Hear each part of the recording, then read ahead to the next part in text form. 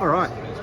Joining me now on Newsport is, he needs no introduction, he's one of Australia's greatest ever tennis players and absolute great Aussie bloke, Pat Rafter. Welcome to Newsport, and thanks for your time, Paddy. Thank you, mate. Paddy, just very quickly, what got you involved with the Bulls Masters concept and kind of up here to Onasimo, up here in Cairns? How did you get involved with this whole Bulls Masters stuff, Paddy? Ian Healy, good mate of mine. Yeah. He asked me to do a few things every now and then, and I normally say yes to everything he asked me to do. And obviously with Roy and Simo up here, so I didn't know him that well, but he was a bit of a character. And I enjoyed watching him play as well. So I think we got to always remember, what it was like being a kid and trying to put back into the game as well. And I remember watching Heels and AB and all those guys play. Whenever they ask you to do anything, you do it. Paddy, thank you very much. Just some quick tennis questions. During your career, what do you believe were some of the key traits or assets that made you such a great athlete in your time? Anything stand out? Well, I think when it comes to being an athlete, I think you get given a certain amount of, obviously natural genetics type of thing, but it's so much hard work as well. And I wasn't the best player, so I had to make up for it in other ways, and that was hard work. So I just decided that I was going to try and work harder than anyone else, and that was sort of my motto, and it sort of held me in really good stead. And I watched my other mates who trained really hard as well, and they didn't succeed, and I don't know why I did, but they went on to forge really good successful careers after tennis, just because they had that great work ethic. Sure. In your generation, who was a player that was, in your opinion, that was completely underrated and underestimated, but gave you a headache kind of every time you stepped on the court? Someone you knew that, this is going to be a tough day at the office here. Wow, I haven't had that question. That's a great question. Thanks, Paddy. Well, there's a few of them that I had a lot of trouble with. And one guy was for Wayne Ferreira. Yeah, South African. South African. Yeah. Who had good success, but I think he could have done better. He made a couple of semi-finals. But he was someone who lifted at certain times, and he always seemed to lift against me and Sampras were two players that he really enjoyed playing. And then he'd sort of go walkabout a little bit. Yeah. So he was a funny one. Wayne Arthur's Aussie guy. I had a lot of trouble with playing Wayne as well. Big serving lefties can sometimes upset my rhythm a bit. Yeah. Sure. Paddy, you were known as a gentleman on the court. I want to talk quickly about winning mentality. What was more important to you?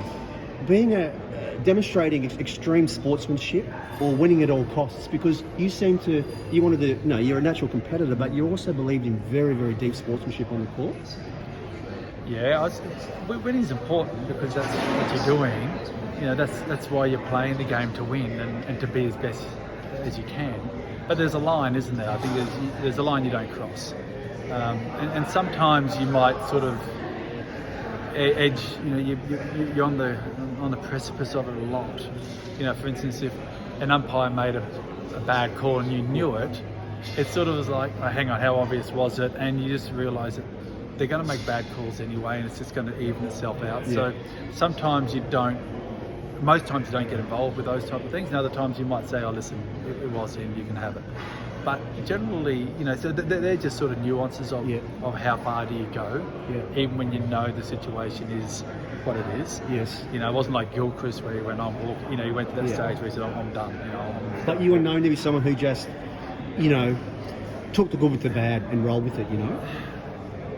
I guess so. I mean, there's certain, as I said, there's certain rules you don't cross, and I wasn't prepared to go there, and other players and people might. Sure, understood. The highs and lows, Paddy. How did you manage the great successes combined with the setbacks of being an international player? How did you ride the ups and downs, the ebbs and flows of success and failure? Yeah, knowing that when you work, so obviously having success and winning is easy. You enjoy that, you try to keep it going as long as you can, but the failures are the ones you've got to get through. And my motto was to work harder, and it will turn around at some stage. And that's the motto I give to a lot of young kids playing tennis as well that I speak to, or who've had that success and they're going through some really bad moments.